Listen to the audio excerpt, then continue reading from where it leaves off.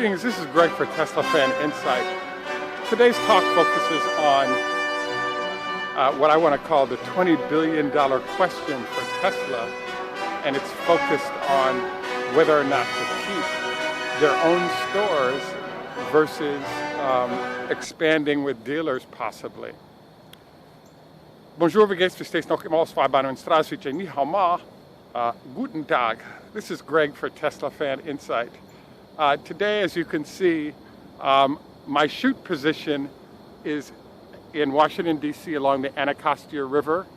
The building you see behind me is the new baseball stadium for the Washington Nationals.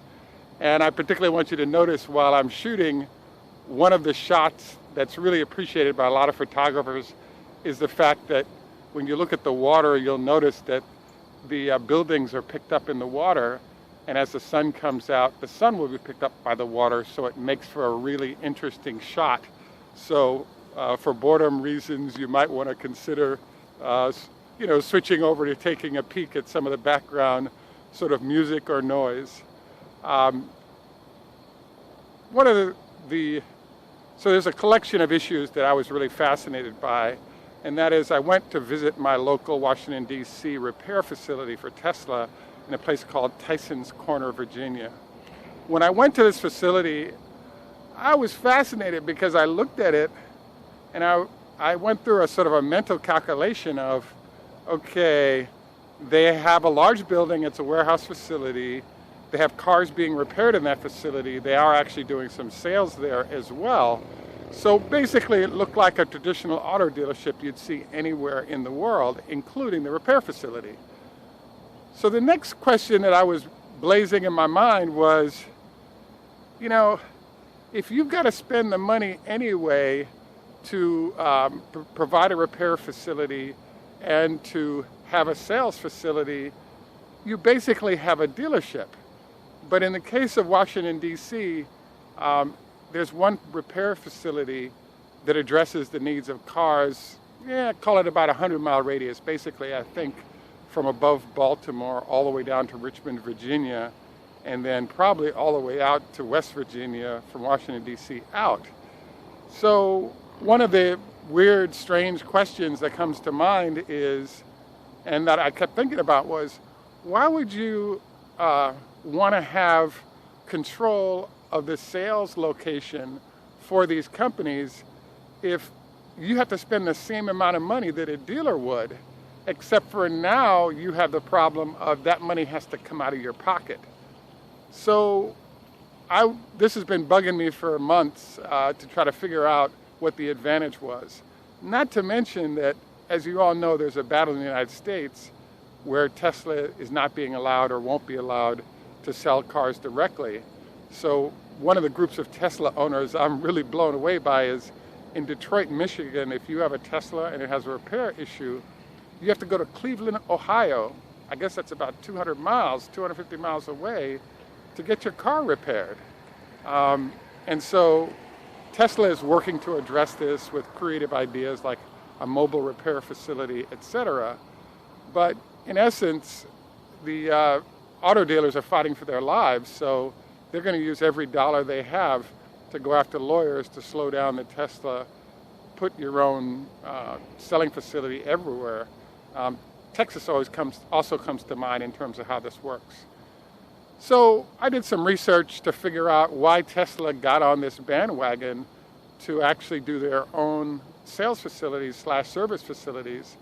And the answer that popped up was that when the founders of Tesla were doing their initial research, and I'll put a link to this from the guy who talked about it, what they mentioned was that they were noticing that the more money you had, you were more inclined to actually pay somebody to deal with the headache of buying your car, because the process was so screwy in terms of haggling with dealers, what's the price going to be, all these other issues.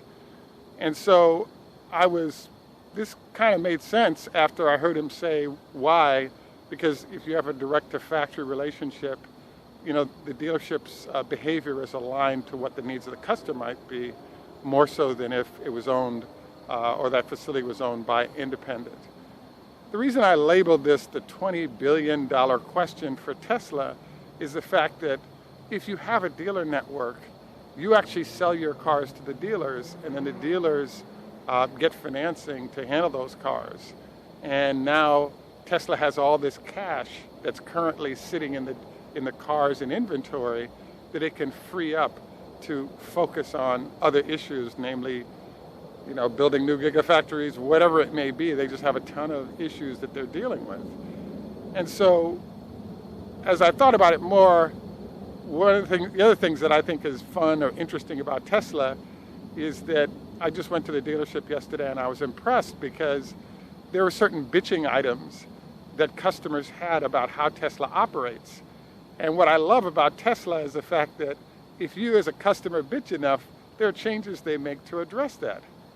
So one of the other sort of subtexts of how Tesla operates and why that'll be changing over the next few years, and possibly this one, is the fact that when Tesla was starting out, they're what's called a small line manufacturer, so 3,000 to 5,000 vehicles being produced with the first car that they made, the Roadster. When you tell a manufacturing facility or a supplier that's what your buy count is going to be, they look at you like, we don't really want to commit anything significant to you because you guys just aren't big enough. And so what's fascinating to me is that then Tesla is now moving into the 500,000 to 1 million car a year category. So any supplier is inclined to commit resources if they can guarantee you'll be buying at least 100,000 units a year of whatever it is you're buying. So Tesla has become a big boy in the auto business, but they've retained some of their little boy sort of traits or tendencies. And I think that this could be bad news for customers, but what's cool about Tesla is that they actually recognize challenges and start to address them in terms of how they're structured and they're operating. And they do take input from everybody involved, including customers, which I think is great. The next thing I wanted to review in sort of this whole party is what's called the 80% situation. One of the detail items that backs into this whole auto deal issue is, if you'll remember, when the Model 3 was introduced, Elon Musk had a photo, and I'll probably include that as well, where he showed the supply chain around the world and pointed out the slowdown in the sales of the Model 3 are related to the fact that they're sourcing globally for large numbers of parts, and therefore there is a slowdown in their ability to deliver quickly. Well, guess what? Tesla makes 80% of what they sell. So basically, as I was thinking to it, they definitely don't make tires, and they don't make glass, and they don't make most of the interior, like the screen, etc., of the vehicle. So, I thought the stamping plants for the external car metal, I saw them do stamping machines in the facilities on camera. The frames that are aluminum are actually made elsewhere, I believe in Japan, and then shipped in. So the answer is that when you're making 80% of your parts, you may be global supply chaining, but the reality is that you're the slowdown in your own sort of production facilities, etc. So I wanted to run this by because, in essence, Tesla's decision to stay vertically integrated is extremely expensive, number one. Number two, it creates a whole bunch of other headaches. So one of them that I'm really thinking about that's an important headache and that impacts customers is the fact that, I don't know if you've noticed, but there are a lot of Model S owners who are up online with stories of 6 months to 8 months time to have major repairs done on their Model S's and I guess X's as well. And the reason is all these cars are produced in relatively small numbers, and all of the parts that are being made are committed to supply. So you have a lot of customers right now who are pissed because they can't get any supply. And if you're a Model 3 owner and you start moving through, if you jack up your car, whether your fault or somebody else's, I think don't be surprised if it takes you 6 months to get replacement parts, doors, or whatever it is you have, because there's so many other commitments for those parts by the company, and they can't help you out. So I really think as Tesla grows, the operating model, I had a big ICE engine actually roll by me there. Tempted to try to show a photo of the truck that went by. So basically, what's happening is that Tesla is becoming a bigger company. They're using the cash they have to try to address the shortcomings of their previous structure. And there's a lot of smart folks there. So I expect them to be making changes to the supply chain process. And one of the changes I'd love to see them do is actually come up with a hybrid way to create a dealer network so that they can bring in outside financing from those dealers to the company, and this allows them to grow.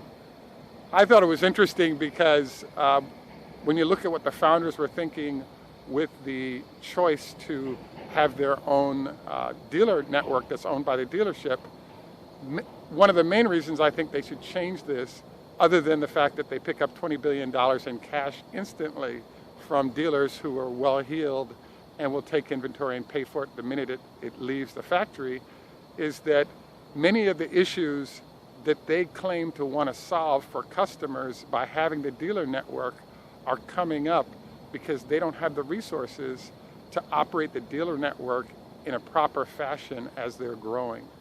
So please, Tesla folks, I know you guys have to watch my videos as part of the SEC rules.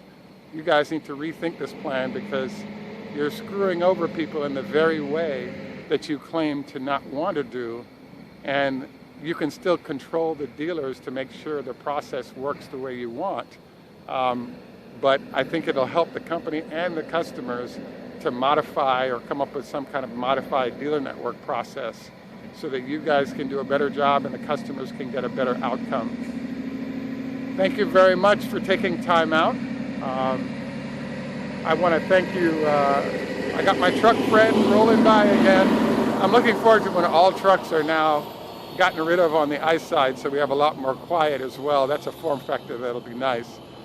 So I wanted to close out by saying thanks again for viewing. This is Greg for Tesla Fan Insight. Tschüss, macht's gut, au revoir, à tout à l'heure, lehitraot, hoda hafez. Please like and subscribe. Again, I'm going to take you out Anacostia River next to the new ballpark in Washington, D.C. area method. And now that the sun is coming up, I may put a little bit of that in there as well.